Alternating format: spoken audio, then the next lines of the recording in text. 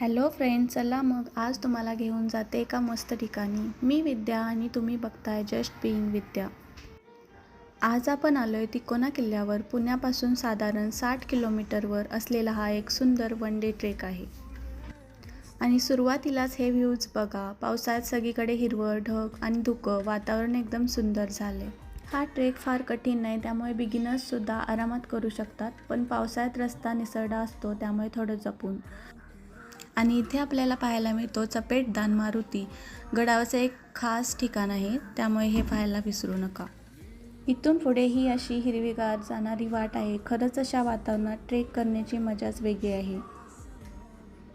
पुढे गडावर पाण्याची टाकी आणि जुन्या वास्तूंचे अवशेषही पाहायला मिळतात. आणि आता आपण पोहोचलोय तिकोनाच्या बाले किल्ल्यावर. तिकोनाला वित्तंग गड असंही म्हटलं जातं.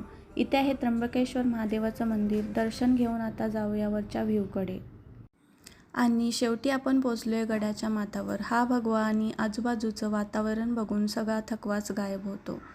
आणि इथला माझा फेवरेट व्ह्यू. समोर दिसतोय सुंदर पवना धरणाचा परिसर. मला तिकोना किल्ला कसा वाटला ते कमेंटमध्ये नक्कीच सांगा. आणि व्हिडिओ आवडला असेल तर लाईक करा आणि जस्ट बीइंग विद्याला सबस्क्राईब करायला विसरू नका. भेटूया पुन्हा अशाच एका नवीन ठिकाणी. Bye bye.